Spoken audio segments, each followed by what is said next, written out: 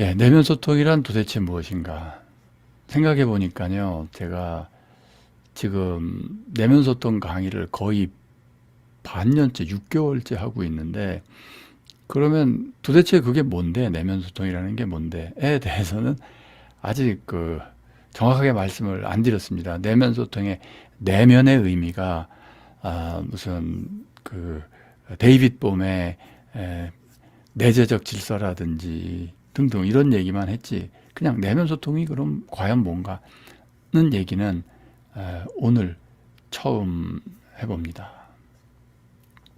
뭐냐면요. 이거 사실은 바로 지난번 강의 때 보여드렸던 슬라이드인데, 능동적 정보의 생성 질서가 펼쳐지는 장. 그래서 그 생성 질서의 한 예로서 어떤 오피니언 엘리먼츠가 쫙 펼쳐져 나가서 우리 의견이, 오피니언이 생긴다. 그래서 모든 의견은 언제든지 바뀔 수 있다. 얼마든지 변화할 수 있습니다. 절대 안 바뀌는 의견?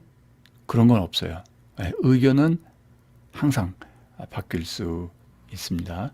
그래서 그런 얘기를 좀 말씀을 드렸죠. 그리고 외재적 질서로 표현되는 여러 가지 소통, 예를 들어 우리가 대화를 한다든가 연설을 한다든가 저처럼 이렇게 강의를 한다든가 등등, 이런 거는 내면 소통의 특수한 형태들, 다시 말해서 소통의 보편적인 모습이 내면 소통. 좀 더 정확하게 말해서 모든 소통의 핵심적인 요소, 또 달리 말하면 소통이라면 반드시 그 요소가 들어있어요. 그 요소가 뭐냐? 그게 내면 소통이에요. 즉 무슨 얘기냐면 내면 소통 없는 소통은 없어요. 네, 그게 아주 핵심입니다. 내면 소통만 있는 소통, 그건 있을 수 있어요. 가만히 앉아서 생각을 한다든지 뭐 등등. 그런데 지금 이렇게 강의하잖아요. 강의하면은요, 제가 지금 말을 하잖아요. 근데 제 뇌를 살펴보자면 한마디 내뱉기 전에 여러 가지 리허설이라든지 아니면 이 얘기할 때 상대방이 어떻게 알아들을 것이라 이런 생각이라든지, 또는 제가 내면 소통이라는 말을 내뱉을 때, 내면이라는 단어를 내뱉을 때 어떤 혀라든지 이 성대라든지 이 발성을 하는 때 필요한 근육들 있잖아요. 그래서 내면 할 때 혀의 움직임이 어떻게 돼야 된다는 게 있잖아요. 그러면 내면이라는 걸 실질적으로 그 음성을 만들어내려면 저의 어느 근육, 혀라든지 뭐 입술이라든지 어디 근육을 써야 된다라는 게 분명히 있어요. 그러면 그 근육을 쓴다는 건 그 근육을 통제하고 움직이는 뇌 부위가 있어요. 즉 내면이라는 말을 내뱉을 때 작동되는 신경망이 있어요. 그렇죠? 그런데 내면이라는 말을 내뱉을 때 필요한, 그걸 언어 운동 신경이라고 그래요. 그게 먼저 리허설이 됩니다. 내뱉기 직전에. 내뱉는 데는 물론 내뱉을 때도 내면 할 때 활성화되지만, 하기 전에 내가 좀 이따 내면이라고 말할 거야 라는 걸 내가 아는 순간 그게 리허설이 돼요. 그건 어떻게 보면 좀 당연하죠. 그래서 한번 에코가 울리듯이 내면이라는 말이 한번 그걸 발성하는 데 필요한 뇌신경이 한번 활성화되고 실제로 활성화돼서 내면이라는 말을 만들어내죠. 그거는 그럴듯해. 근데 또 재미있는 건 뭐냐면 내면이라는 말을 내뱉을 때 그 순간, 그 직전, 그 순간에 내면이라는 말을 제가 들어서 처리하는 청각신경 부위 있죠. 그것도 활성화됩니다. 무슨 얘기냐면 내면이라는 말을 할 때 필요한 뇌 부위, 신경 부위랑 들을 때 필요한 뇌신경 부위가 동시에 활성화됩니다. 지금 무슨 얘기냐면 말하는 건 듣는 겁니다. 그리고 상대방이 내면이라는 말을 할 때 그걸 듣잖아요. 그러면 당연히 이제 청각신경, 들어서 해석하는 그 신경도 활성화되지만 내가 내면이라는 말 할 때 필요한 언어 운동 신경도 활성화됩니다. 즉 상대방 말을 들을 때도 듣기와 말하기가 동시에 활성화됩니다. 제가 말할 때도 듣기와 말하기가 동시에 활성화됩니다. 뇌 입장에서 보면 듣는 게 말하는 거고 말하는 게 듣는 겁니다. 예. 그런 게 내면 소통을 지금 얘기하는 거예요. 자, 그러면 내면 소통의 어떤 특성은 뭐냐면 스피치 액트입니다. 스피치 액트는 뭐냐면 이걸 말하는 행동. 그래서 그 화행이라고도 언어학자들은 화행론, 화행 이렇게 표현을 합니다. 즉 스피치 액트가 뭐냐면 보통 말을 할 때 뭐 이렇게 저 지금 설명하고 있잖아요. 설명, 묘사, 디스크립션 이런 거요. 예를 들어 이 물자는 뭐 회색이고 손잡이가 달려 있고 뭐 이렇게 설명을 할 수 있잖아요. 정보 전달이에요. 그런 정보 전달로서의 스피치도 있지만 정보 전달이 아니라 말하는 것 자체가 이 세상을 바꾸는 어떤 행위, 행동, 행위인 경우가 있어요. 그게 뭐냐면 대표적인 게 그게 이런 거예요. 주례 성혼 선언 뭐 이런 거 있죠. 그래서 왜 결혼식 할 때 이 주례는 뭐 이 결혼이 원만하게 성사되었음을 이에 선언합니다. 그 선언. 그 선언은요. 묘사가 아니에요. 설명이 아니에요. 정보 전달이 아니에요. 그 선언은 행위예요. 이 결혼이 합법적으로 이루어졌음을 선언하는 거예요. 그 선언에 따라서 결혼이 이루어집니다. 구두 계약도 마찬가지죠. 자, 이거 팔래요? 뭐 할래요? 이런 거. 구두 계약뿐만 아니라 뭐 예를 들면 경매할 때 저 1,000만 원이요. 그러면 어떤 사람이 전 1,500만 원이요. 이렇게 말하잖아요. 그거 행위예요. 묘사가 아니에요. 이런 거를 스피치 액트라고 그래요. 그래서 스피치 액트는 종류가 많습니다. 예를 들어 배가 다 건조된 다음에 진수식이라고 하죠. 배를 다 건조한 다음에 이걸 쫙 그 바다에다가 이렇게 내보내는 진수식을 하죠. 보통 서양식으로 말하면 이 배는 여성형이에요. 배가 여성이기 때문에 그 진수식을 할 때 떠나게 하는 배를 내보내는 그런 거 테이프 커팅 같은 거를 다 여성이 하게 돼 있습니다. 그래서 예를 들면 퍼스트 레이디가 한다든지 그 해군 대장의 뭐 부인이 한다든지 이런 식으로 하는 전통이 있죠. 그때 이 배 이름을 뭐라고 짓는다. 배 이름을 짓죠. 배는 다 이름이 있어요. 그 배 이름을 딱 짓는 거는 그거 스피치 액트예요. 나는 이 배를 뭐뭐라고 뭐 엔터프라이즈 호라고 부르겠다. 엔터프라이즈 호라고 이름을 붙인다. 이러면 그때부터 되는 거예요. 그런 게 다 스피치 액트입니다. 우리 또 흔히 얘기할 때 결혼해 주세요. 뭐 그것도 서양식이죠. 무릎 꿇고 반지 주면서 그 프로포즈 하는 거.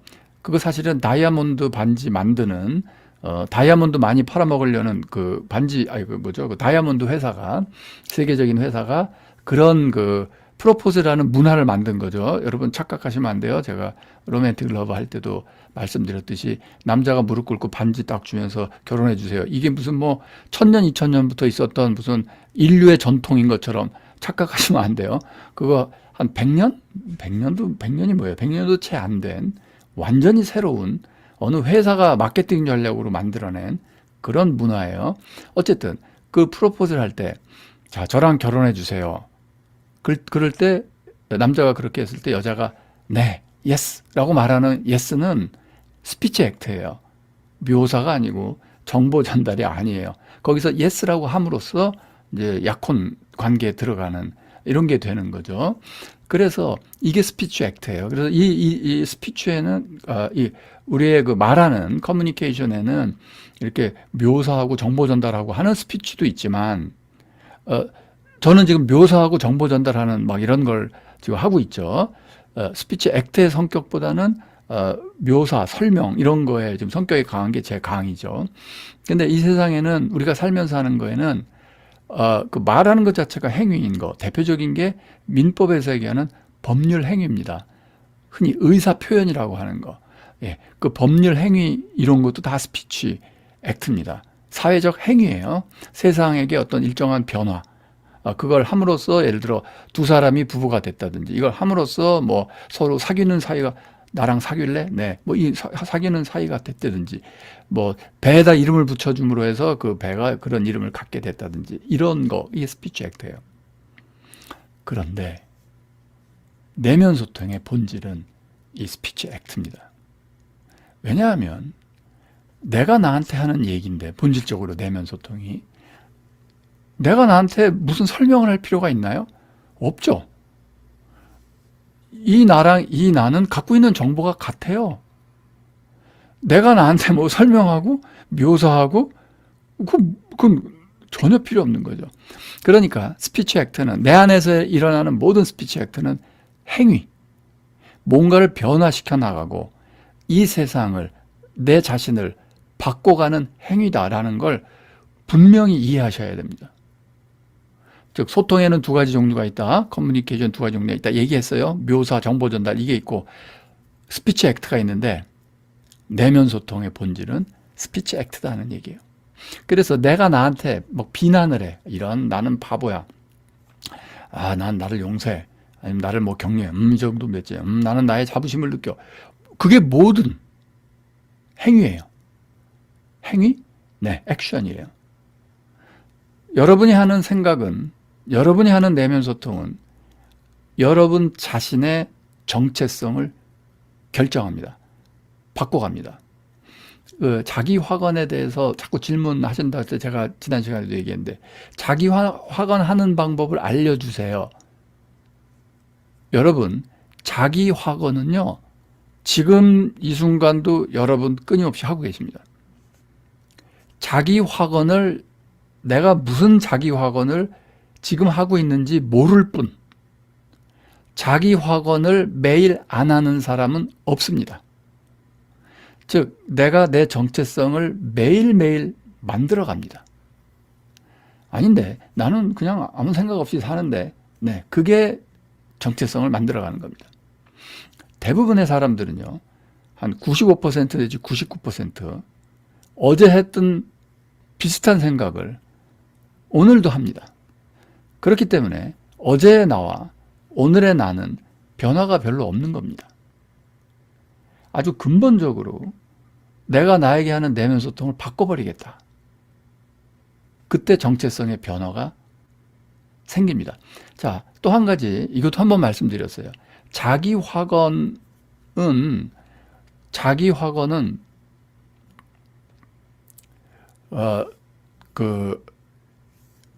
이 나 말고 바깥 세상에 대한 거 있잖아요.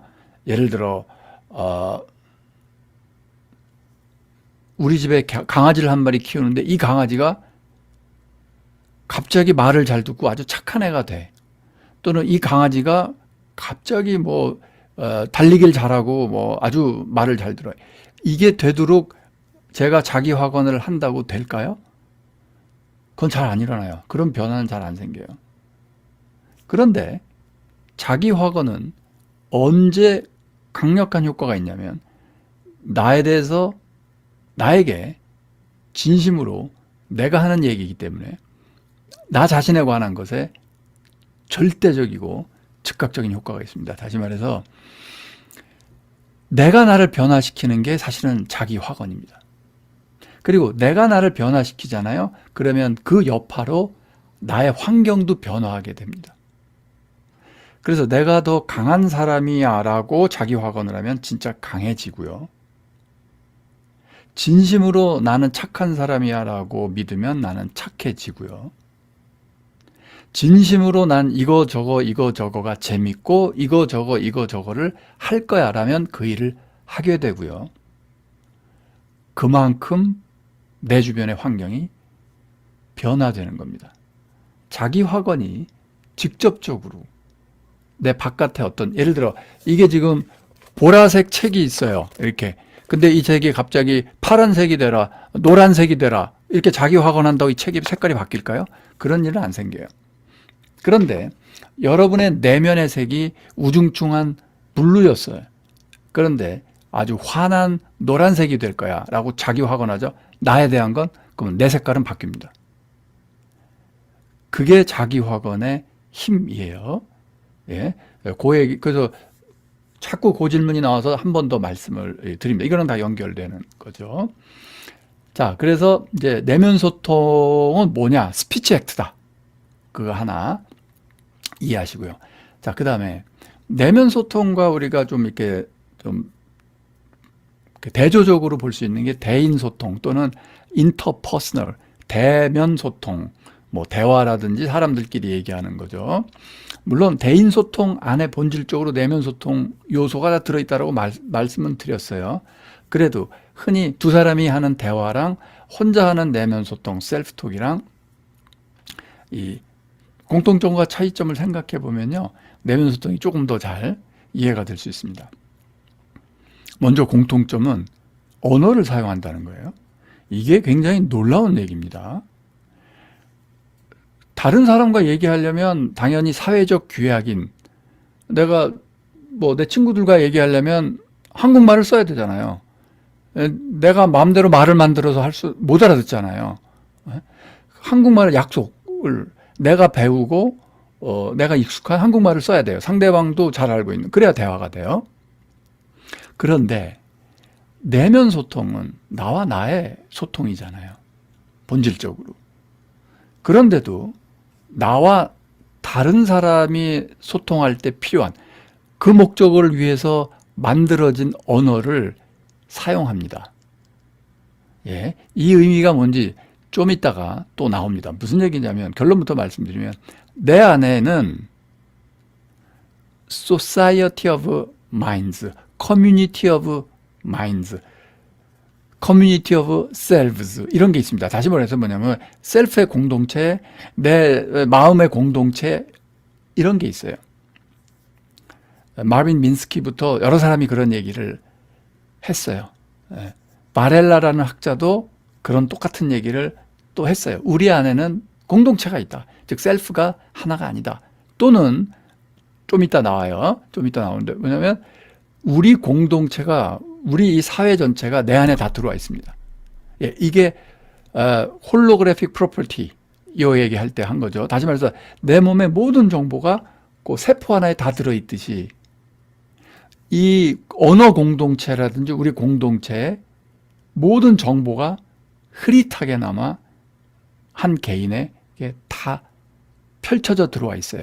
이게 전체성이고, 모험이 얘기하는 이게 전체성인 거고, 이게 내향적 펼쳐짐의 얘기예요. 자, 그 얘기는 좀 이따 할 거니까 그거의 하나의 근거가 되는 거예요. 내면 소통에 왜 도대체 언어를 사용하느냐, 그게 그 이유예요. 그 다음에 또 하나, 텍스트화 할 수 있습니다. 즉 내면 소통이든 대인 소통이든 쓸 수 있어요.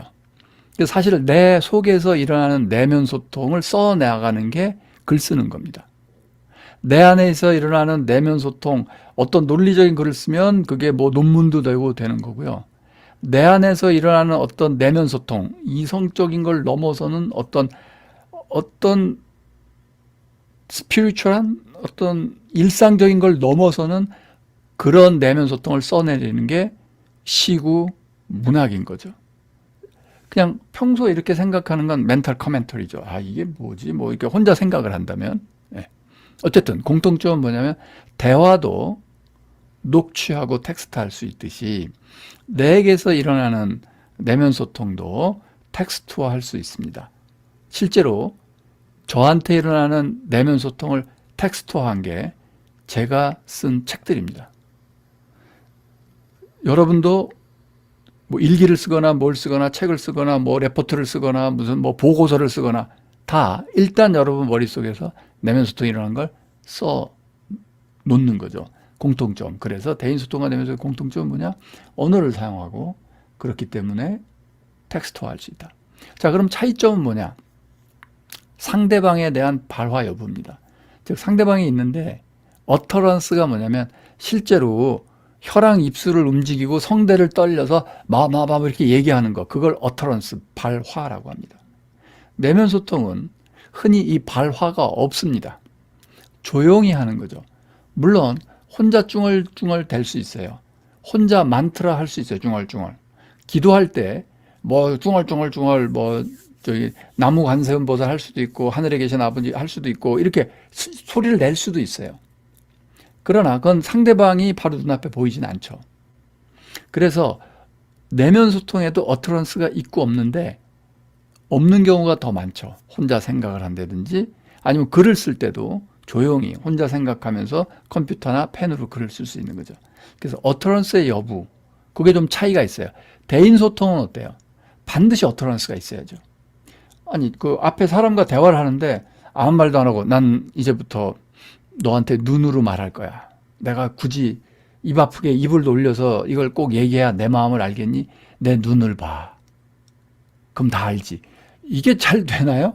잘 안 되죠. 잘 안 돼요. 네. 그래서 그 발화 여부가 이제 큰 차이가 있고, 즉 발화는 내 대인 소통에 있어서는 필수다 하는 얘기고, 그 다음에 내면 소통은 대인 소통의 필수 구성 요소이자 전제 조건입니다. 아까 설명드렸듯이. 즉 대화를 하려면 먼저 내면 소통이 일어나야 돼요. 즉 제 앞에 어떤 사람이 있어요. 그 사람한테 어떤 얘기를 하려면 먼저 리허설이 내 머릿속에서 일어납니다. 즉 내면 소통이 일어나고요. 내 속에서 일어나는 내면 소통을 블라블라블라 얘기하는 거예요. 그게 발화예요. 그럼 상대방은 어때요? 제 말을 알아듣는 상대방은. 상대방은 제 말을 들으면서 청각신경 뭐 해서 제 말을 들으면서 그 다음에 이 안에서 그걸 생성질서를 통해서 펼쳐냅니다. 즉 무슨 얘기냐면 어떠한 커뮤니케이션도 정확한 메시지를 그대로 내 머릿속에 있는 메시지, 인포메이션이 상대방의 머릿속으로 그대로 들어간다? 그런 커뮤니케이션은 없어요. 그건 커뮤니케이션이 아니에요. 오해하시면 안 돼요. 그래서 흔히 그런 얘기 하죠. 야, 이렇게 너 말귀를 못 알아듣냐? 너 귀를 막고 있냐? 귀를 막고 내 말을 안 들으시는군요. 나 이렇게 얘기했는데 왜 그게 전달이 안 돼? 소통은 그렇게 되는 게 아니에요. 전달 안 돼요. 그런 식으로 전달이 안 돼요. 즉 그거는 자 내가 이렇게 말했으니까 그렇게 넌 알아들어야 돼. 그건 전제 조건이 뭐죠? 기계론적 세계관이에요. 내 메시지라는 실체가 있고 덩어리가 입자처럼. 자 여기 내 메시지라는 게 딱 있어. 난 그 메시지를 내 입을 통해서 자 네 귀에 넣었거든. 그럼 네 머릿속에 그 내 메시지가 그대로 들어가야지. 그런 일 안 벌어져요. 우리가 하는 모든 발화 이야기는 계기일 뿐이에요. 몇 주 전에 얘기했던 바이러스, 생성질서 하면서 바이러스 얘기했죠. 바이러스처럼. 바이러스가 들어가면 어때요? 우리 몸에 들어오면 우리 몸이 그 바이러스를 키우고 펼쳐내죠. 내향적 펼쳐짐이 일어나죠. 생성질서. 그래서 이게 펼쳐져 나가죠. 이 커뮤니케이션도 그래요. 제가 뭐라고 얘기하면 상대방 머릿속에서 제 메시지가 펼쳐져 나가요. 생성질서로서. 그래서 제가 얘기하는 건 하나의 계기일 뿐이에요. 그게 어떤 식으로 펼쳐져 나갈지는 저도 정확하게 모르고요. 듣는 사람도 정확하게 몰라요. 그래서 지금 여러분 이 순간도 놀라운 일이 벌어지고 있습니다. 어떤 놀라운 일이 벌어지는지 제가 말씀드릴게요. 왜냐하면 자 지금 제가 내면 소통과 대인 소통 얘기하고 있죠. 자, 내면 소통은 대인 소통의 필수 구성 요소예요. 자, 한 번 더 얘기할까요? 이 문장. 내면 소통은 대인 소통의 필수 구성 요소예요. 2번 얘기했어요. 2번이나 똑같이. 근데 지금 현재 이 방에서 지금 현재 보니까 1746분이 듣고 있어요.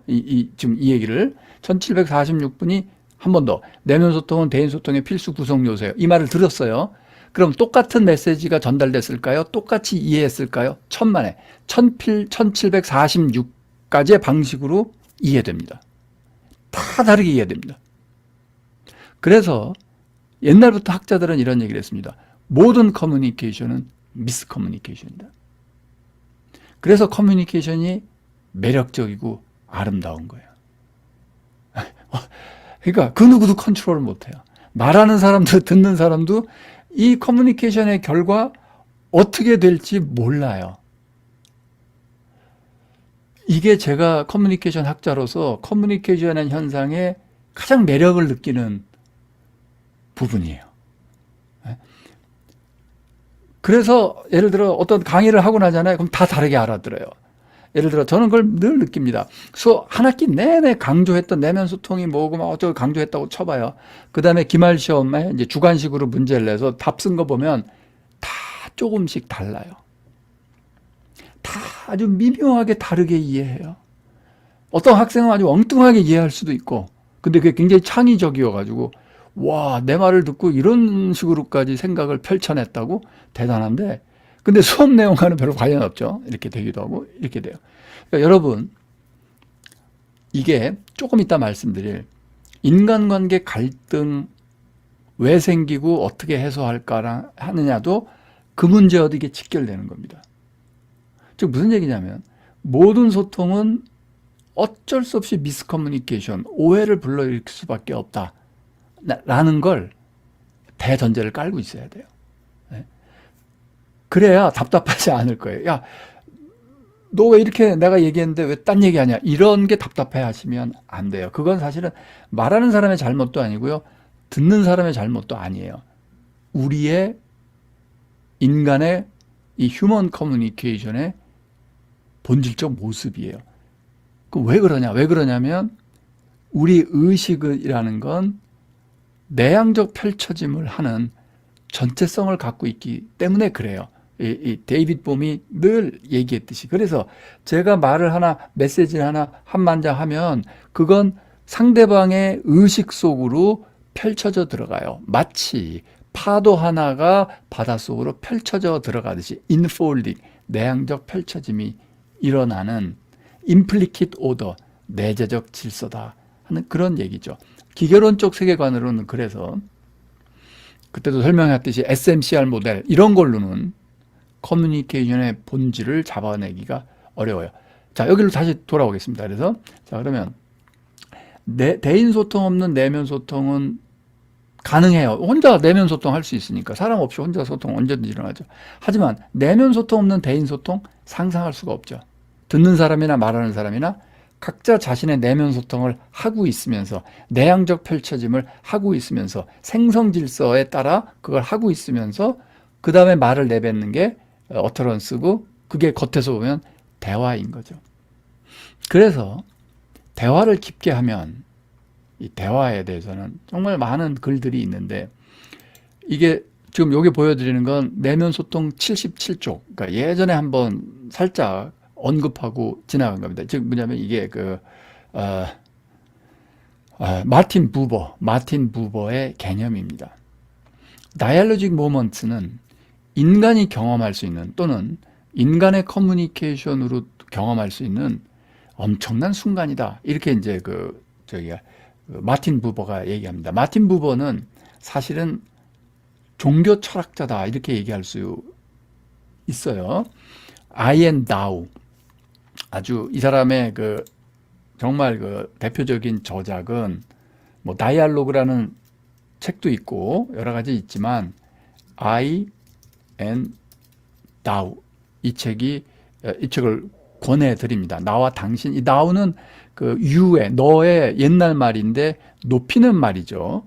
즉 신, 하나님을 당신이라고 할 땐 Thou라고도 하는 거예요. 그래서 이 Thou는 그냥 일반적인 우리 일상생활 속에 대화의 상대로서 너, 그대, 당신 이런 뜻도 있지만 하나님, 어떤 절대적인 존재라는 뜻도 담겨 있습니다.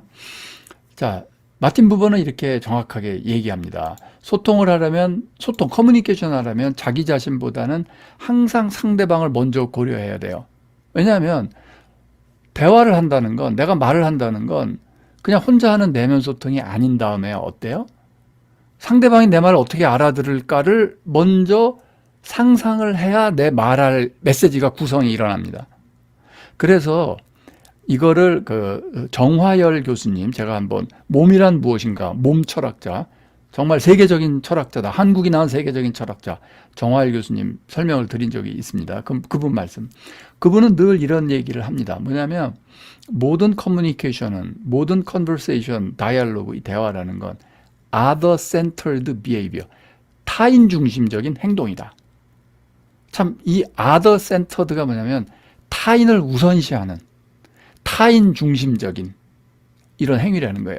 그래서 대화는 본질적으로 윤리적인 행위다. 이기적인 행동이 아니에요. 나를 우선시해서는 대화라는 것 자체가 아예 일어나지 않아요. 그래서 대화는 본질적으로 상대방을 우선시하는 윤리적 행위다. 이거 마틴 부버의 얘기인데 정화열 교수도 다른 차원에서 마틴 부버를 인용하지 않고 다른 사람을 인용해가면서 또 똑같이 이런 말씀을 하신 적이 있습니다. 그래서 타인 중심적인 other centered behavior 이 개념을 잘 이해하시기 바랍니다. 그래서 타인에 대한 인식, 즉 대화의 순간에는 나보다는 내 머릿속에 이 셀프 나보다는 타인이 이 안에 엄청 들어와 있는 거예요. 자의식보다는 other centered 이 타인 중심의 의식이 먼저 들어와 있어요. 그게 다이알로그의 매력이에요. 그런데 이런 대화를 잘하려면 대화 능력을 키우려면 어떻게 해야 돼요? 당연히 상대방을 배려하고 존중하는 존중력을 길러야 되죠. 존중력 향상에 대해서는 저 뒤에 10장쯤 가서 제가 훈련도 시켜드리고 존중 커뮤니케이션 그걸 할 겁니다. 10장까지 가야 돼요. 전전두피질 활성화하는 10장. 그때 존중력 말씀을 드릴게요. 그리고 또 무슨 얘기가 있냐면 이 대화는 조인트 액션이다 이렇게 얘기합니다. 너와 내가 함께하는 하나의 행위. 다시 말해서 나는 이런 행위하고 너는 저런 행위하지. 나는 이런 말하고 너는 저런 말하지. 이거 두 개 합친 게 대화 아니야? 아니에요.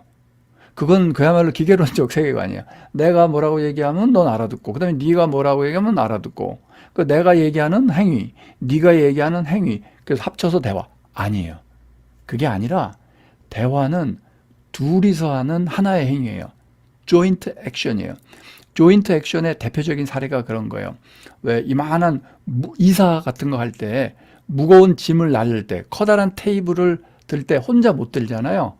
그래서 혼자 못 드니까 야 너 저기 들어 나 이 끝에 들게. 그래서 두 사람이 같이 들어서 이 책상 이 테이블을 옮긴다고 칩시다. 그럼 뭐죠? 행위는 하나예요. 테이블 옮기기라는 행위 하나예요.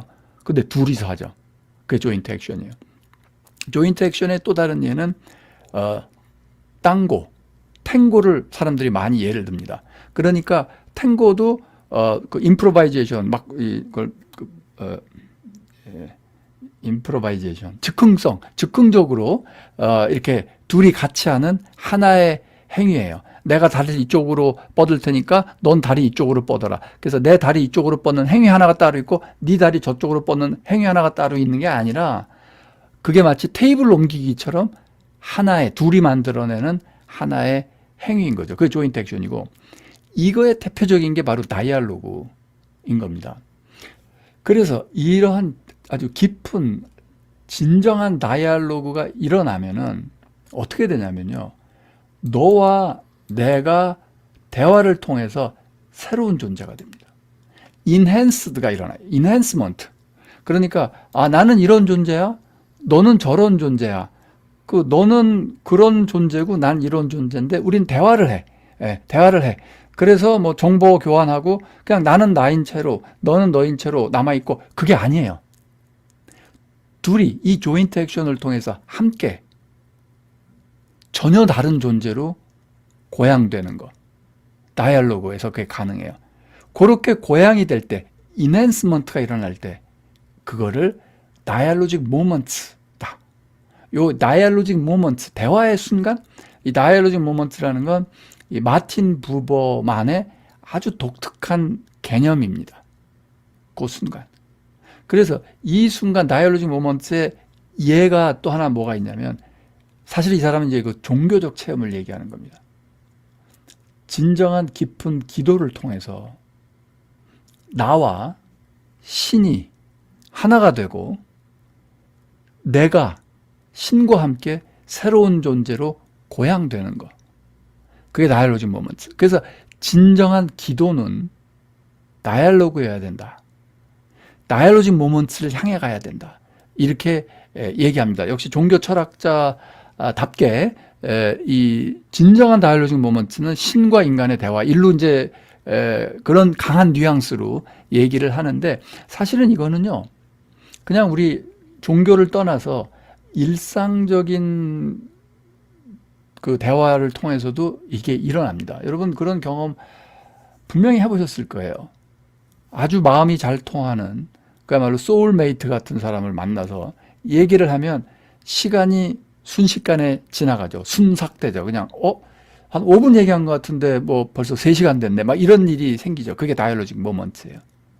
그리고 그런 다이얼로직 모먼트를 겪으면 나도 모르게 너도 모르게 사람이 좀 다른 존재가 됩니다.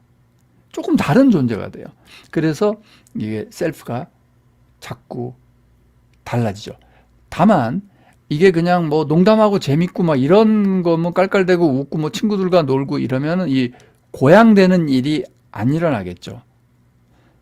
고양되는 일이 일어나려면 본질적으로 상대방을 우선시하는 이 배려와 존중이 깔린, 그래서 진정한 대화의 순간을 체험할 수 있는 이런 일이 벌어져야 된다 하는 그런 얘기를 지금 합니다. 그래서 진정한 인간 간의 대화 있잖아요.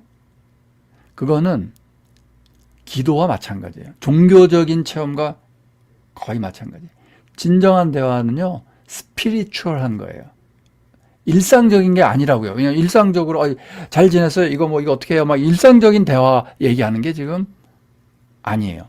자, 요 비슷한 얘기를 좀 더 다른 차원에서 여러 학자들이 얘기하는데, 대표적으로 심리학자인 아롱 앤 아롱이 얘기한 거, 아롱 앤 아롱 말고도 여러 사람들이 했는데 뭐냐면 바로 셀프 익스펜션 모델입니다.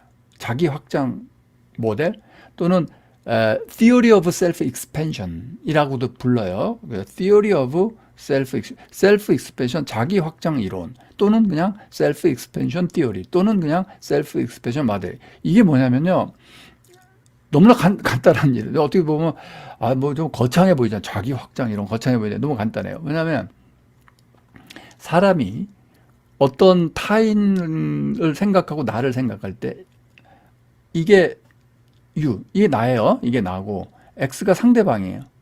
그런데 이 U가 X와 이렇게 서로 겹치는 부분이 없다. 관련이 없다. 이건 뭐냐면 어떠한 인티머시, 친밀함이 아직 없는 상태인 거예요. 즉 너는 너고 나는 나지.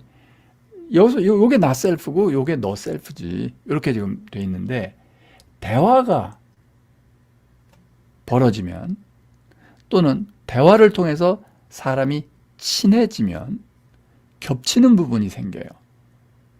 그래서 이 겹치는 부분이 뭐냐면 그게 곧 나고 그게 곧 너예요. 그래서 이 겹치는 부분이 많잖아요.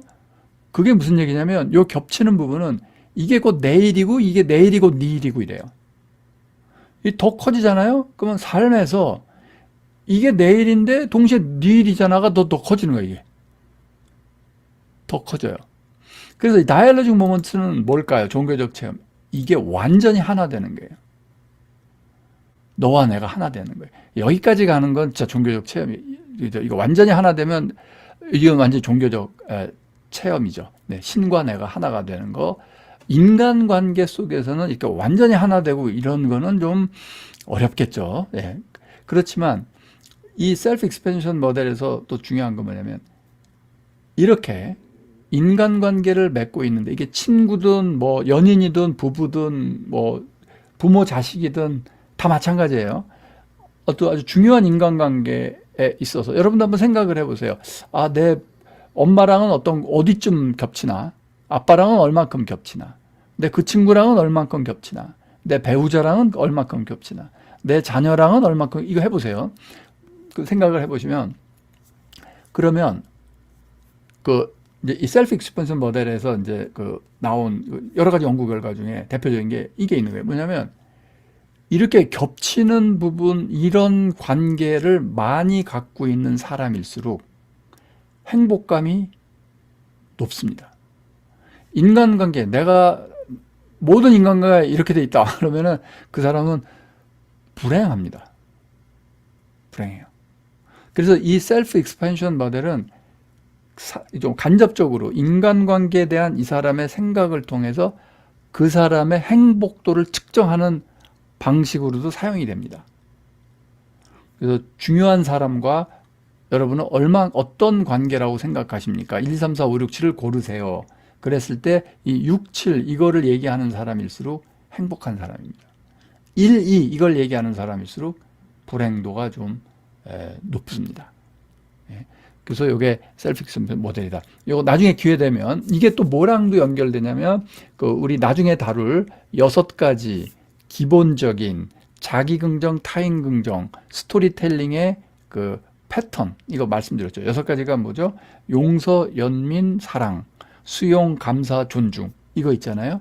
그게 이거랑도 이 이론이랑도 연결이 됩니다. 그 6가지를 많이 하게 되면 전전두피질 활성화되고 그게 행복해지는 거고요. 그 6가지를 하게 되면 이 셀프 익스펜션이 일어나요. 그래서 나의 영역이 넓어져요. 상대방 쪽으로. 예. 자, 내면 소통의 이제 뇌과학적 기반을 하나 또 좀 잠깐 말씀을 드리도록 하겠습니다. 자, 지금 이 얘기나 다이얼로직 모먼트 이 얘기, 그 다음에 요 펼쳐져 들어가는 거다. 이런 얘기들이 지금 좀 이따 말씀드릴 인간관계 갈등 해소하는 거에 상당히 관계되어 있다. 이렇게 일단은 알아두세요. 자, 그 다음에 내면 소통의 뇌과학적 기반. 언어 처리는 이중적으로 흘러갑니다. 그래서 브로카 영역을 브로카 영역을 언어 운동 영역, 아까 말씀드린 혀 움직이고 하는 그런 영역, 베르니케 영역은 언어 이행 영역, 청각 해가지고 들어가지고 이게 꼭 뚜렷하게 이렇게 정확하게 나눠지는 거 아니에요. 브로카 영역에서도 어느 정도 언어 이해도 좀 담당하고요. 베르니케 영역에서 이게 망가지면 언어 만들어내는 말, 발화가 잘 안 되기도 하고 그래요. 항상 뇌라는 게 그렇듯이. 하지만 주로 이렇다. 이렇게 되죠. 발화 직전에 희한하게도 베르니케 영역이 먼저 활성화됩니다. 말하는 거니까 언어 운동 영역만 활성화될 필요가 아니? 요것도 활성화되고 먼저. 즉 내 말을 내뱉기 전에 내가 먼저 듣는다. 좀 전에 설명해. 특정 단어를 들을 때 그 단어를 말할 때 필요한 언어 운동 신경도 같이 활성화다. 즉 뇌의 관점에서 보자면 듣는 거나 말하는 거랑은 같은 거다 하는 거예요. 그 다음에 듣기 영역과 말하기 영역. 듣기 영역, 말하기 영역. 그러니까 이렇게 하니까 무슨 수능 시험 보는 듣기 영역, 그런 영역. 뇌 영역이에요. 뇌 부위. 예. 요 브로카 영역, 베르니케 영역, 그런 영역이란 뜻이에요. 수능 얘기하는 거 아닙니다. 자, 듣기 영역과 말하기 영역에 상호작용이 있어요. 이런 연구는 히콕, 퍼펫 이런 사람들이 많이 했는데, 히콕은 Hierarchical State Feedback Control 모델, 위계적 상태 피드백 통제 모델 했는데 핵심적으로 뭐냐면 뇌에는 언어적 의식을 담당하는 별도 신경망이 있다. 즉 여기 있었던 언어 운동, 말을 만들어내고 언어를 이해하고 얘네들 말고도 언어적 의식을 담당하는 별도가 있다. 그 다음에 이제 히콕과 포펠이 이제 몇 편의 논문을 통해서 이제 이렇게 정립한 게 뭐냐면 Dual Stream Model of Speech Processing이에요. 즉 이중 흐름 모델인데 이게 한마디로 뭐냐면 이런 거예요. 청각신경과 언어운동신경에 이렇게 네트워크가 있잖아요. 걔네들이 긴밀하게 상호작용을 해요. 여기 얘기했듯이 듣기가 말하기고 말하기가 듣기니까. 그게 긴밀하게 상호작용을 하는데 얘가 긴밀하게 상호작용을 할 때 전전두피질의 신경망이 쫙 활성화돼서 이 두 과정을 지켜보는 듯한 그런 그 활성화를 보입니다. 즉 그래서 무슨 얘기냐면 청각신경, 언어운동신경 두 별도 부위가 활성화되면서 그때 동시에 전전두피질 쪽에 즉 이걸 언어적 자의식의 기반일 거다 이렇게 보는데 그게 같이 활성화되는 거죠. 정리해서 말씀드리면 실제 말하기에 필요한 뇌 영역과 실제 듣기에 필요한 뇌 영역 플러스 이 두 영역을 알아차리고 컨트롤하고 통제하는 언어적 의식의 기반이 되는 그런 부위가 전전두피질에 있고 이게 곧 내면 소통을 위한 그러한 내면 소통의 가장 핵심적인 부위가 될 거다 하는 그런 또 증거가 되는 거죠. 그런데 여기서 그냥 평퍼짐하게 전전두피질 신경만 그러는데 MPFC도 물론 들어갑니다. 타인의 의도 파악, MPFC랑 TPJ 이거는 저 앞에서 마음 근력 할 때 말씀을 드린 바 있어요. 즉 MPFC가 여기서도 이게 또 역시 내면 소통 이 기능의 핵심이구나 이렇게 또 알 수 있습니다. 자, 그게 이제 그 내면 소통에 관한 뇌과학적 근거 기반으로 이렇게 말씀을 드릴 수 있고, 자, 그 다음에 이 내면 소통의 종류라든지 이런 걸 이제 좀 한번 또 특징이랄지 이런 걸 또 한번 말씀을 드릴게요. 대면 소통은 내면 소통을 필수적으로 포함한다. 이런 말씀을 했죠. 대화, 스피치, 토론, 회의, 협상, 뭐 정보 전달, 뭐 싸우는 거, 뭐 뭐든 다 내면 소통이 다 있어요. 두 사람 이상의 내면 소통이 서로 상호작용하는 게 대인 소통인데 상대방의 의식 속으로 소통 내용이 내향적 펼쳐짐을 하죠. 서로의 말을 이해하고 알아듣는 과정 자체가 생정 질서의 발현이죠. 그게 곧 내면 소통이고. 그래서 글쓰기 있잖아요. 여러분 내면 소통 책을 여기 사신 분이 많을 텐데 내면 소통 책을 사서 읽어봐요. 그 읽는 동안에 뭘 하죠? 책 읽는다는 건 뭐죠? 글을 읽으면요. 그 내용이 여러분 머릿속에서 프로세싱이 일어납니다. 내면 소통 책의 내용이 여러분 의식 속으로 펼쳐져 들어갑니다. 파도가 바닷속으로 내향적으로 인폴딩, 내향적 펼쳐짐을 하는 것처럼 글 한 줄 이렇게 쫙 읽어 나갈 때도 안으로 펼쳐져 들어갑니다. 어떻게 펼쳐져 들어가느냐는 사람마다 그 방식이 다 다르죠. 그래서 이해하는 방식, 또 어디가 재밌다, 어딘 재미없다 하는 방식이 다 달라요. 글을 읽는 거 이처럼 내면 소통이에요. 글 읽는다는 것 자체, 독서한다는 자체가 내면 소통이에요. 그러면 제가 컴퓨터에 놓고 이렇게 글을 쓸 때는 어땠을까요? 당연히 이렇게 쓰면 책 읽는 사람이 어떻게 알아들을 거다. 그렇기 때문에 이 내용을 먼저 쓰고 그 다음에 이 내용을 쓰고 여기다가는 참고 문헌도 달고 여기다가는 저자 주도 달아가지고 각주도 달아가지고 미주도 달아고 설명을 더 하고 막 이런 걸 하면서 하죠. 이게 다 뭐죠? 이게 다 제 안에서 일어나는 내면 소통입니다. 그래서 글쓰기 할 때 그 자체가 내면 소통이고 책 읽기 할 때 그 자체가 내면 소통이고, 여러분 강의 듣는 지금도 내면 소통을 하고 계시고 강의하는 저도 내면 소통을 하면서 지금 이렇게 발화를 하고 있는 거다. 이렇게 이해하시면 됩니다. 자, 이제 언어에 대해서 지금 이제 내면 소통이 언어에 대해서 언어를 많이 쓴다 그랬는데 언어에 대해서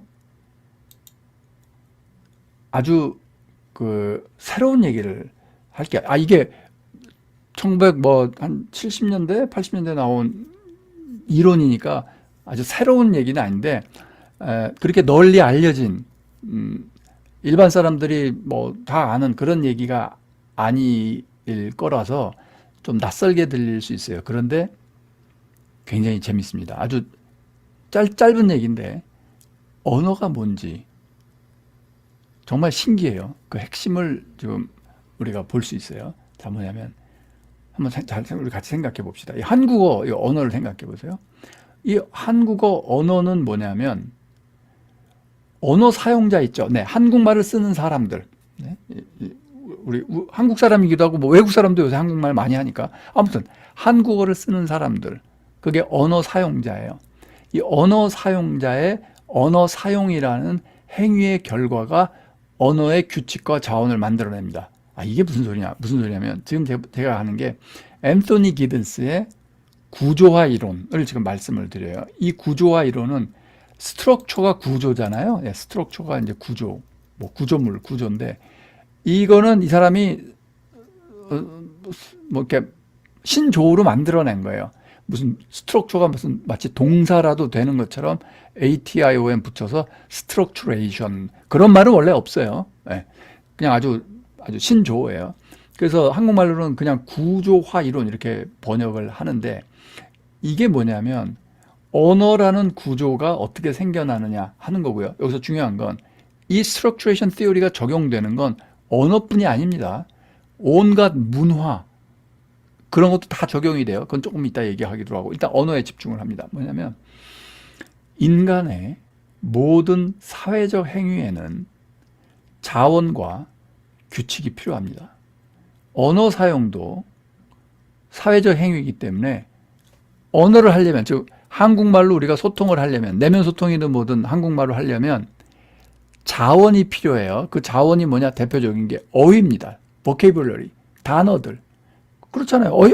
어휘가 있어야 뭐 표현을 할 거 아니에요. 내 감정도 표현하고 내 생각도 표현하고 어휘가 있어야 돼요. 자원이, 어휘는 리소스예요. 자원이고. 그 다음에 그 어휘를 마구 나열하면 안 되죠. 문법에 맞게 나열해야 될 거 아니에요. 그래서 규칙이 있어요. 자, 그러면 어휘는 뭐냐면 enable 하는 거예요. 가능하게 하는 거예요. 규칙은 뭐냐면 limit, 제한하는 거예요. 즉, 자, 여기 어휘들이 이렇게 많아. 그러니까 이런저런 표현할 수 있지. 자, 이거 너 마음대로 써. 그 상황이에요. 그게 자원이에요. 근데 쓰는데 상대방이 좀 알아듣게 하려면 규칙에 따라야지. 그게 한국어 문법이에요. 자, 그러면은 이제 우리가 언어 행위를 하려면 어려서부터 뭘 해야 되죠? 말을 배워야죠. 말을 배운다는 게 뭐죠? 어휘도 배우고 문법도 배워야 돼요. 즉, 한 개인의 입장에서 보면 여기서부터 아주 주의 깊게 잘 들으셔야 돼요. 한 개인의 입장에서 보면 한국어라는 걸 쓰려면 나는 배우고 습득하고 따라야 돼요. 수동적으로. 그렇죠? 그런데 그렇게 배우고 수동적으로 따라야 되는 한 개인이 한국말을 막 맨날 하고 살아요. 그런 사람들이 지금 한국에 많이 있어요. 그게 한국어 언어 사용자들이죠. 그런데 이 자원, 어휘와 이 문법이 어디서 왔냐? 누가 만든 거예요? 만든 사람이 없어요. 이게 헷갈리는 거예요. 이 규칙을 만든 사람이 없어요. 규칙은 어디서 와요? 만든 사람이 없어요. 언어 사용자들의 사용에서 와요. 에? 그게 무슨 소리예요? 그러니까 정말 희한한 일이 벌어지고 있는 거예요. 자, 보세요. 보통 어떤 규칙이다, 소셜 컨벤션, 뭐 사회적 규칙이다, 규약이다 그러면 입법기관이나 무슨 외부 기관이 있어서 규칙을 만들어줘야 돼요. 즉, 그 시스템, 언어라는 시스템 밖에서 규칙을 누가 만들어서 자, 이대로 써. 그게 한국어 문법이야. 이걸 해줘야 되는데 언어라는 이 구조에는 그런 문법을 만드는 외부적 기관이란 없어요. 있는데 저기 이 철자법 발표하고 맨날 그런데 그거는요 규칙을 만드는 기관이 아니에요. 한국어 언어 사용자들의 행위를 보고 발견하는 기관이에요. 문법은요 문법학자들이 만드는 게 아니에요. 문법학자들은 문법을 발견할 뿐이에요. 21세기 한국 사람들을, 한국어 사용자들은 한국어를 이런 식으로 하는구나 라고 연구해서 발견하는 거지 그들이 만드는 게 아니에요. 즉, 이게 뭐냐면 어휘와 규칙이, 자원과 문법, 어휘와 규칙이 있어야만 우리가 쓸 수 있거든요. 근데 이 어휘와 규칙이 어디서 오냐면 바로 그 사용자의 사용 행위에서 와요. 모순이죠.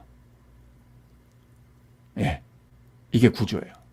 엄청난 모순이 이 안에 들어있어요. 즉 무슨 얘기냐면 행위자에게 문법과 어휘는 주어지는 거예요. 우리가 영어 하려면 어떻게 돼요? 영어 문법 배워야 돼요. 영어 단어 배워야 돼요. 그래야 영어를 할 수 있어요. 그런데 영어 문법과 영어 어휘는 어디서 와요? 그렇게 배워서 영어를 하는 사람들의 영어 사용 행위의 결과가 문법과 어휘예요. 어느 누구도 문법과 어휘를 기획해서 만들 수 없어요. 각각의 언어 사용자들의 언어 사용이라는 행위의 결과가 문법과 어휘가 돼요. 즉 무슨 얘기냐면 왜 15세기 언어랑 지금 21세기 한국어가 다르죠? 왜냐하면 언어 사용자들의 사용 방식이 다른 거예요. 아니 15세기랑 지금만 다른가? 그렇지 않죠. 30년 전과 지금 30년 전도 아니 한 20년 전과 지금 비교해 보세요. 아유 요즘 애들 뭐라고 하는지 하나도 못 알아게 듣겠어. 뭐 MZ세대의 어휘는 우리 못 알아듣겠어. 그런 게 생기죠. 그럼 MZ세대의 어휘는 누가 만들어요? 몰라요. 그냥 어떤 언어 사용자가 막 했는데 그게 채택이 돼가지고 그게 뭐 재밌기도 하고 서로 막 써요. 그러면 그게 새로운 문법, 새로운 어휘로 떠오르는 거예요. 정말 희한한 일입니다. 이건 진짜 기계론적 세계관으로는 도저히 설명 불가능한 일입니다. 이건 진짜 원인과 결과로선 도저히 말이 안 되는 얘기입니다. 그렇기 때문에 제가 다시 한번 얘기합니다. 기계론적 세계관으로는 설명 안 되는 게 많아요. 근데 그게 진짜 그 세상 돌아가는 조금만 깊게 들여다보면 그 원칙인 거예요. 그래서 언어 사용이라는 행위는 어휘와 문법의 결과이면서 원인이에요. 기계론적 세계관으로선 어떤 게 원인이면서 동시에 결과야. 헷갈려요. 그런 건 도저히 이렇게 이해가 안 되는 거죠. 그래서 이거 어떻게 이해해야 될까요? 언어와 언어 사용 공동체 역시 데이빗 봄이 얘기하는 유기론적 전체성을 지니는 거예요. 이게 셀프 오르가나이징 하는 거예요. 그리고 하나의 wholeness가 있는 거예요. 그리고 그 wholeness가 홀로그래픽 프로퍼티즈를 갖고 한 개개인의 의식에 들어와 있는 거예요. 그렇기 때문에 그래야만 이게 설명이 돼요. 그래야만 이런 일이 벌어질 수 있는 거예요. 그래서 이 스트럭처레이션 테오리는 이 언어로 가장 잘 설명이 되는데 언어뿐만 아니라요. 여러 가지 그 사회의 관습 같은 거 있죠. 그런 것도 다 스트럭처레이션 테오리로 설명이 됩니다. 사람들의 행위 패턴도 그렇고 뭐 문화도 그렇고 한국 문화라고 하는 거 어떤 걸 당연하게 여기고 당연하게 여기지 않고 뭐 하는 거 거기에도 보면 다 의미를 위한 리소스와 자원과 규칙이 있게 되고 그건 외부적으로 주어지지 않고 그냥 사회 구성원 하나하나들의 행위에 의해서 이게 떠오르게 되는 그런 거죠. 예. 그리고 이 스트럭처레이션 티오리 이거에 적용 이런 식으로 자원과 규칙에 의해서 이게 떠오르고 그 떠오르는 건 그 규칙 그 자원과 규칙을 따라야만 돼요. 그러니까 거기에 이렇게 제한되면서 동시에 그 제한되는 사람들이 그 행동을 해서 이걸 새롭게 계속 바꿔나가는 거예요. 그래서 언어 사용 패턴, 단어도 다르죠. 30년 전에 맨날 쓰던 단어가 요즘 안 쓰이는 단어 많고, 그 다음에 새로운 어떤 단어 사용법이 쫙 올라오기도 하고, 또 환경에 따라서 이게 무슨 뭐 카톡이냐 아니면 어떤 소셜미디어에서 쓰는 거냐 아니냐에 따라 또 언어 쓰는 게 많이 달라지고 이런 일이 지금 벌어지고 있는 거죠. 그래서 언어는 유기론적 전체성을 지니고 기계론적 세계관은 설명이 안 된 거다. 자, 이거 하나 좀 이해하시고 그 다음에 기계론적 세계관에서는 또 이런 얘기를 하죠. 개인이 모인 게 공동체다. 이거 여러분 학교 다닐 때 다 이렇게 배우셨을 거예요. 왜냐하면 이게 근대적인 사고방식이거든요. 너무나 당연하지. 개인이 아주 그 사회를 이루는 기본 구성 단위지. 아니요. 그렇지 않습니다.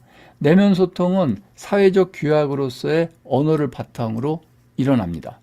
즉 내면 소통은 결코 나만의 것이 아니에요.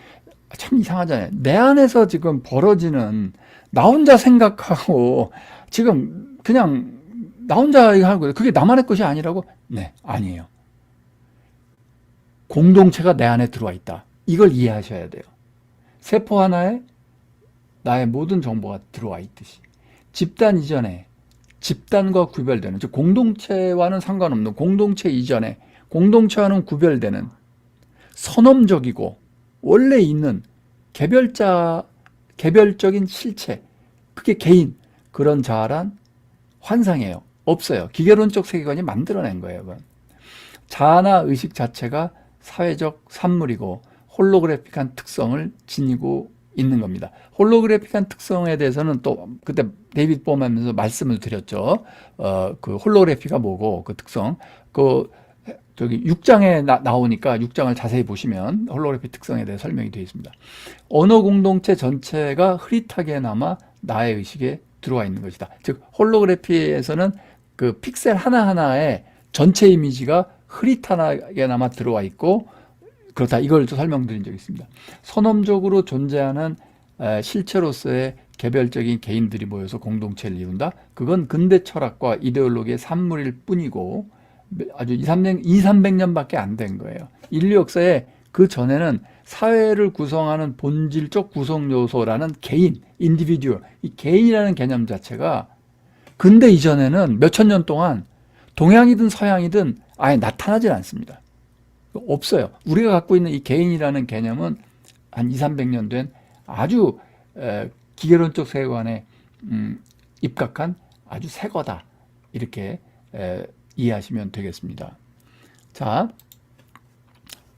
이제 내면 소통의 유형을 설명을 드릴게요. 이제 좀 유형 종류 이걸 설명을 드리면 조금 더 내면 소통이 뭔가 감이 잡히시겠죠. 먼저 셀프 토크와 상상 소통으로 또 나눌 수가 있어요. 셀프 토크는 또 한 번 내적인 셀프 토크가 있고 발화하는 외적인 셀프 토크가 있을 수 있어요. 셀프 토크는 말 그대로 혼잣말이에요. 내가 나한테 하는 모든 게 셀프 토크예요. 그래서 조용히 생각하는 거 셀프 토크죠. 내적인 셀프 토크. 결심을 한다든지 뭐 기도를 한다든지 묵상을 한다든지 글쓰기라든지 그리기라든지 이게 내적인 셀프 토크예요. 외적인 셀프 토크는 발화하는 거예요. 중얼중얼 혼잣말 할 수 있죠. 아유 여기 왜 이러냐 뭐 이렇게 혼잣말하고 아유 오늘은 참 기분이 좋네 뭐 이렇게 혼잣말 또는 독백 중얼중얼 목소리를 내서 독백할 수 있고 또 만트라 중얼중얼 뭐 이렇게 외울 수도 있고 기도를 막 속도 소리를 내서 통성으로 할 수도 있고 그게 외적인 셀프 토크죠. 이게 다 셀프 토크예요. 그리고 셀프 토크 훈련에 셀프 토크를 해서 뭐 자기 암시를 할 수도 있고 뭐 여러 가지 또 기능적인 셀프 토크 자기 암시라든지 그런 거는 다음 시간 아니면 그 다음 시간에 다루도록 하겠습니다. 그 다음에 재밌는 게 이미지드 인터랙션이에요. 이건 셀프 토크랑 좀 달라요. 근데 이것도 내면 소통의 한 재밌는 유형이에요. 이미지드 인터랙션에 대해서는 하니컷 등의 커뮤니케이션 학자들이 많이 수십 년 전부터 연구를 한 겁니다. 자, 이미지드 인터랙션은 뭐냐면 머릿속으로 내가 앞으로 하게 될 또는 이미 했던 인터랙션, 커뮤니케이션을 한번 머릿속으로 돌리는 거예요. 즉 무슨 얘기냐면 예견된 상상소통은 우리가 마음속으로 리허설 많이 하잖아요. 면접 시험을 보러 가. 면접관이 이렇게 물어보면 나 이렇게 대답해야지. 예? 또는 뭐 예를 들어 소개팅을 해요. 소개팅을 하면 내가 처음에 상대방이 마음에 들면 이렇게 얘기를 하고 그럼 상대방이 이렇게 얘기하면 이렇게 답해야지. 이런 것도 있고 그 다음에 예를 들어 모르는 사람한테 길거리에서 또는 어떤 커피숍에서 모르는 사람이 있는데 마음에 드는 이성이 뭐 있어요. 그래서 좀 이렇게 가서 관심을 표명하고 얘기를 하려면 내가 뭐라고 얘기하면 뭐라고 답을 하겠지. 처음에 뭐라고 얘기해야 좀 대화가 잘 일어날까. 이런 걸 머릿속에 상상을 할 수 있겠죠. 대화에서도 일어나고 뭐 여기저기서 일어날 수도 있는 거예요. 자, 이 예견된 상상 소통이 사실 다음 주에 이걸 다룰 겁니다. 여기서 많은 사람이 소통 불안을 느낍니다. 커뮤니케이션 어프리헨션이라고 그래요. 이 소통 불안은 커뮤니케이션 전체 영역, 전체 주제 중에, 연구 주제 중에 가장 많이 연구된 주제예요. 아니, 커뮤니케이션에 보면 무슨 뭐 매스 커뮤니케이션도 있고, 뭐 별의별 정치 커뮤니케이션도 있고, 별의별 광고 커뮤니케이션도 있고 그러잖아요. 그런데 지난 수십 년 동안 단일 주제로 가장 많이 연구된 게 커뮤니케이션 어프리헨션이다. 그런 통계도 있습니다. 그만큼 소통 불안을 겪는 사람이 많습니다. 이게 좀 심해지면 이게 대인공포증도 되고요. 뭐 여러 가지가 이게 되는 거예요. 그런데 소통 불안은 언제 일어나냐면 예를 들어 내가 연설을 하게 됐어. 그럼 남 앞에 서가지고 내가 얘기를 할 때 이런 걸 이제 상상을 하면 엄청나게 불안감이 올려오는 거예요. 사람마다 이 패턴이 다릅니다. 어떤 사람은 1대1 대화를 생각만 해도 불안해지는 사람이 있어요. 어떤 사람은 1대 다 여러 사람 앞에 나가 서서 말하는 걸 엄청 불안해하는 사람도 있어요. 어떤 사람은 소규모 대화 그걸 엄청나게 불안해하는 사람도 있어요. 어떤 사람은 평가받는 면접 뭐 이런 거 있죠. 엄청나게 불안해하는 사람도 있어요. 어떤 사람은 전화 불안증도 있어요. 벨소리만 울리면 깜짝 놀란다든지 그냥 문자나 좀 하지 전화로 목소리로 얘기하는 걸 굉장히 불안하고 불편하게 느끼는 젊은 세대에 많아요. 특히. 전화 소통 불안증도 있어요. 굉장히 많아요. 그래서 이게 다 그 소통 불안에 대한 건데, 이거에 대한 건 다음 시간에 할 거예요. 그래서 제가 오랫동안 가르쳤던, 예를 들어 면접 시험 잘 보기, 그걸 조금 바꾸면 예를 들면 소개팅 가서 성공하기, 이거 다 같은 거거든요. 그 다음에 무슨 발표나 연설해서 이게 좋은 평가 받기, 이런 거요. 또는 저는 오랫동안 옛날부터 후배 교수들한테 강의 평가 잘 받는 법, 이걸 가르쳤어요. 학생들한테 강의 평가 잘 받는 법. 요즘은 그런 거 잘 안 가르치지만 그런 요령도 가르치고, 이게 다 여기서 지금 나올 수 있는 겁니다. 그래서 요건 다음 주 주제니까 소통 불안이나 또는 뭐 입사 면접을 해야 될지도 몰라, 그런 분들은 꼭 이거를 들으셔야 될 겁니다. 도움이 될 겁니다. 꼭 들으시기 바라고요. 그 다음에 이 회고적 상상 있죠. 이걸 오늘 조금 더 할 건데, 왜냐하면 인간관계 갈등이 많이 일어나는 게 이겁니다. 회고적 상상 소통.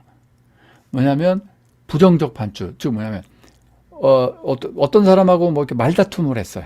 네? 뭐 부부싸움을 하거나 친구들끼리 싸우거나 연인 간에 싸우거나 뭐 이렇게 말다툼을 했어요. 그러면은 말다툼을 했으니까 인간관계 갈등이 좀 생길 거 아니에요? 근데 언제 생겨요? 회고적 상상 소통 할 때 생겨요. 즉 뭐냐면 막 싸울 때 생기지 않아요. 여러분, 많은 분들이 이걸 착각을 해요. 막 말다툼을 하면서 싸우면서 이 갈등이 커진다. 아니요. 이거 연구 결과, 하니컷 같은 사람 연구하는 거예요. 막 싸우는 동안은 부정적인 감정이, 상대방에 대한 어떤 부정적인 거는 이게 더 올라가지 않아요. 그냥 계속 돼요. 부정적인 거예요. 더 악화되지 않는다고요.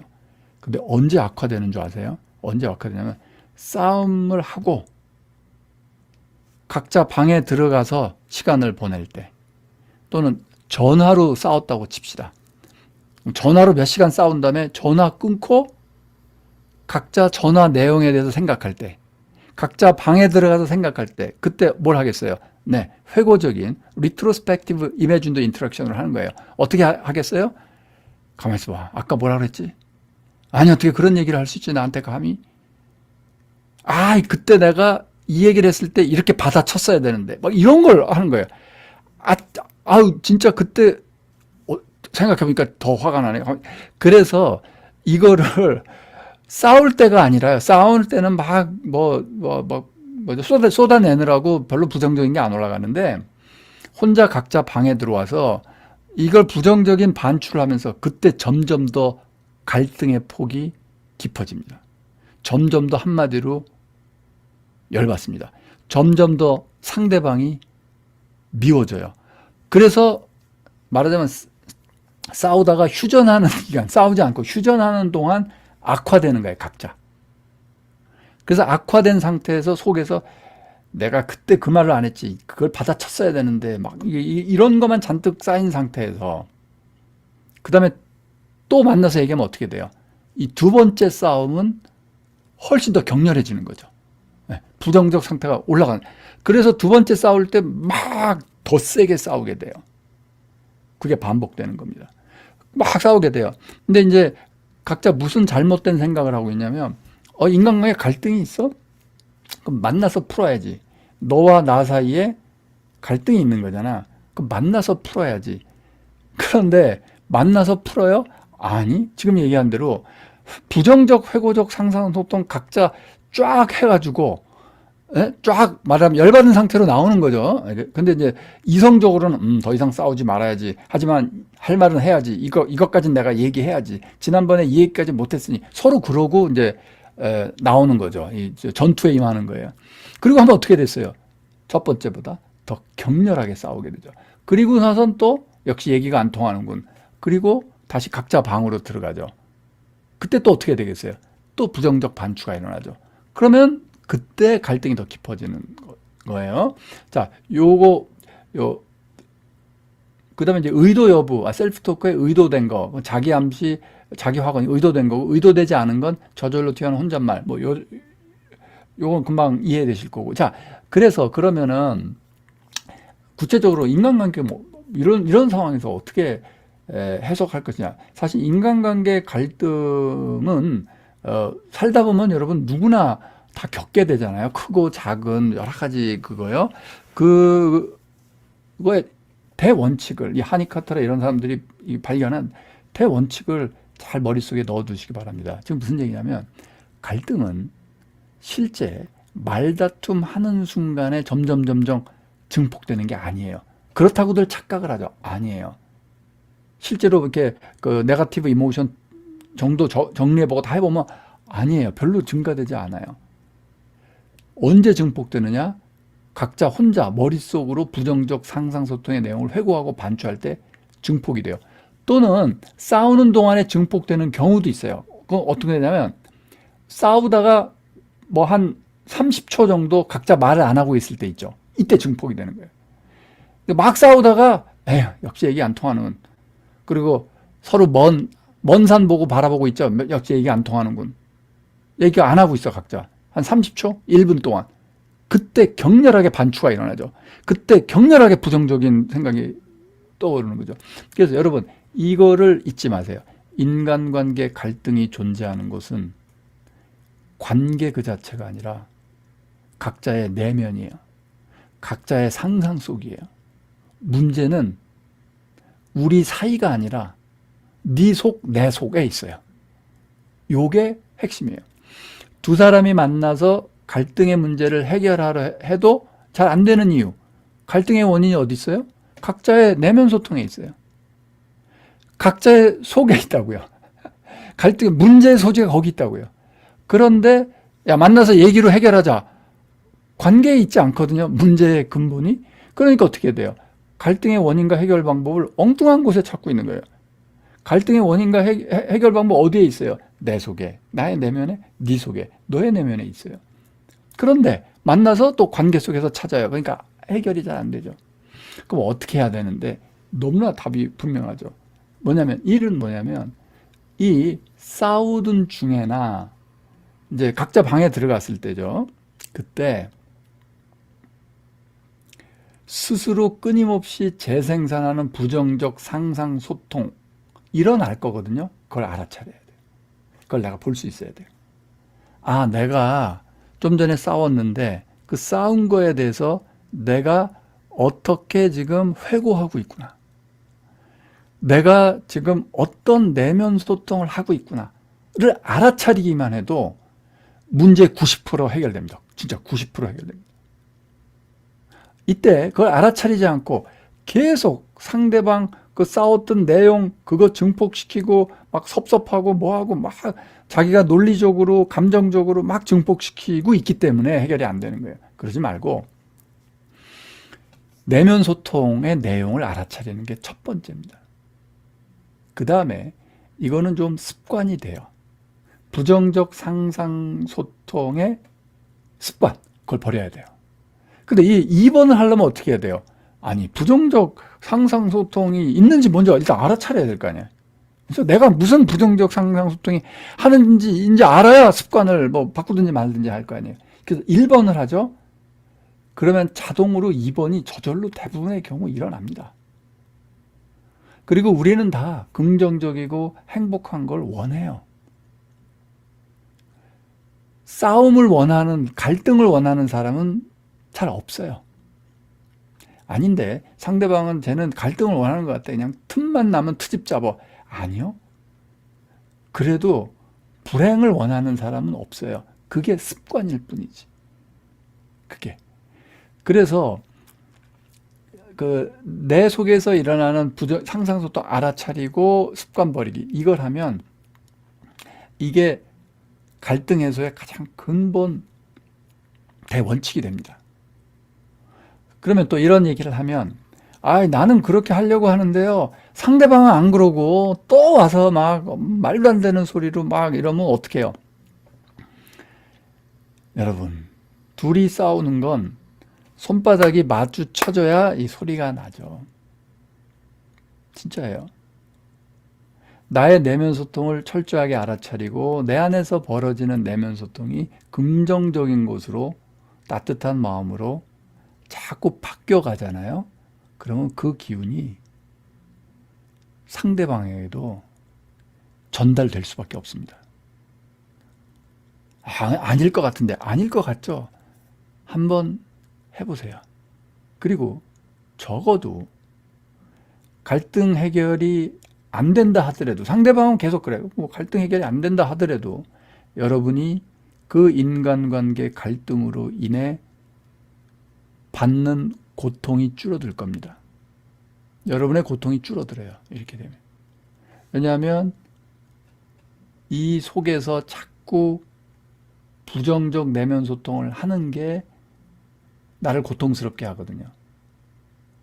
그래서 그게 훨씬 더 편해집니다. 내가 편해지면 상대방도 편해질 가능성이 매우 매우 높습니다. 자, 그리고 이것도 하나 꼭 알아두세요. 이거 제가 반복해서 하는 얘기인데, 생각은 내가 하는 것이 아닙니다. 내 내면 소통, 나한테 일어나는 생각은 내가 하는 게 아니에요. 나에게 일어나는 일이에요. 그래서 내 생각은 내 것이 아니에요. 많은 경우 내 생각이 내 거고 곧 그게 나야 라고 착각하는데 전혀 아니에요. 내 감정 역시 마찬가지예요. 내가 하는 게 아니라 나에게 일어나는 일이에요. 즉 감정이나 생각은 내가 계획할 수 없어요. 내가 5분 뒤에 무슨 생각할지 내가 의도가 갖고 계획할 수 있나요? 없어요. 내가 내일 나의 감정이 어떨지 알아요? 몰라요. 내가 5분 뒤에 무슨 생각하고 있을지 알아요? 모른다니까요. 그건 계획할 수 없어요. 왜냐하면 생각이나 감정은 나에게 벌어지는 일이에요. 아까 우리가 호흡 명상 할 때처럼 호흡처럼 나에게 벌어지는 일이에요. 호흡 내가 하는 게 아니에요. 나에게 일어나는 일이에요. 마치 내 심장 박동이나 내장의 움직임과도 같아요. 내 몸 안에 있는 거지만 내가 의도를 갖고 내 심장 뛰어라 뭐 자심실 쥐어짜고 뭐 이런 거 하는 거 아니에요. 심장 박동도 나한테 일어나는 일이에요. 내장 움직임. 그 밖에 많은 내 안의 일들이 내 뜻과는 상관없이 나에게 일어나죠. 그거를 알아차리는 게 명상이에요. 내 몸에서 일어나는 거 내가 의도할 수 있고 통제할 수 있다는 착각이 불행과 좌절을 가져옵니다. 이거 잊어버리지 마세요. 내가 내 생각을 통제할 수 있다는 그런 잘못된 생각 때문에 명상이 마치 생각을 억누르는 거야. 생각이 잘 안 눌러져요. 나쁜 생각을 없애고 싶은데 나쁜 생각이 잘 안 없어져요. 왜 저는 생각을 이렇게 컨트롤을 못할까요? 아니, 그건 당연한 거예요. 생각은 컨트롤 못해요. 생각은 내가 의도하는 게 아니에요. 그러면 명상은 뭐 하는 거예요? 그 생각을 다만 조용히 알아차리는 거예요. 내 감정을 알아차리고 내 생각을 알아차리고 내 심장이나 내 내장의 움직임을 알아차리고 내 호흡을 알아차리는 거예요. 내가 의도하고 통제하려고 하는 그걸 버려야 집착도 버려지게 되고 불행감과 좌절감도 많이 덜어놓을 수 있게 됩니다. 우리가 할 수 있는 건 뭘까요? 내 심장을 뛰어라 뭐 더 빨리 뛰어 천천히 뛰어 이거를 컨트롤은 할 수 없지만 우리가 할 수 있는 건 그거예요. 내 심장이 건강하게 움직일 수 있도록 여건을 만들어준다. 내 내장이 편하게 움직일 수 있도록 운동이나 자세를 통해서 그 여건을 만들어준다. 내 호흡이 편안할 수 있도록 호흡에 대해 올바른 이미지를 갖고 훈련을 해서 그걸 알아차린다. 내 생각과 감정, 직접 내가 컨트롤할 수 없지만 내 생각과 감정이 편안해질 수 있는 여건을 만들어준다. 그게 마음근력 훈련의 핵심인 겁니다. 그래서 내면 소통 자체도 내 마음대로 막 컨트롤하고 이게 돼요? 안 돼요. 다만 그렇게 될 수 있도록 여건을 만들어주는 것, 이걸 하면 돼요. 그래서 여기서도 제가 말씀드리는 건 인간관계 갈등, 자꾸 부정적인 걸 하니까 부정적 상상 소통을 그냥 긍정적 소통으로 바꿔버리세요. 이거 그렇게 하면 안 돼요. 못해요. 이 떠오르는 막 오는 부정적인 내면 소통 있잖아요. 그냥 내가 잘 컨트롤이 안 돼요. 그럼 어떻게 해요? 알아차리기만 먼저 하는 거예요. 그리고 그 습관을 딱 이런 게 있다는 거 알았지만 그 습관을 버리도록 노력하고 그 다음에 긍정적 상상 소통으로 대체될 수 있는 여건을 만들어 주는 거예요. 호흡 훈련하고 운동하고 편도체 안정화시키고 이런 여건을 만들어 주면 자꾸 긍정적 내면 소통이 일어나게 되는 거예요. 그냥 긍정적 내면 소통을 그러면 하면 될 거 아니야. 내가 긍정적 내면 소통을 쭝얼쭝얼 의도를 갖고 하겠어. 룰은 안 된다. 이거를 헷갈리시면 안 됩니다. 다만 그런 게 일어나도록 내 심장이 잘 뛰도록 여건을 만들자. 운동하고 뭐 해서 하는 거랑 똑같아요. 긍정적 내면 소통이 내가 직접 컨트롤할 수 없지만 그게 일어날 수 있는 나의 신체적, 감정적 조건을 건강하게 만들어 간다.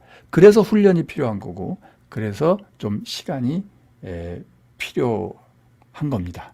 예. 자, 그래서 이제 내 생각은 내가 하는 게 아니다. 이제 아시겠죠? 이거랑 연결해가지고. 자, 이제, 이거 관련해서 이제 명상 10분 정도만 하고, 오늘 마무리하도록 하겠습니다. 다음 시간에 이제 아까 말씀드렸지 뭐 할 거냐. 커뮤니케이션 불안증. 이게 굉장히 큰 주제거든요.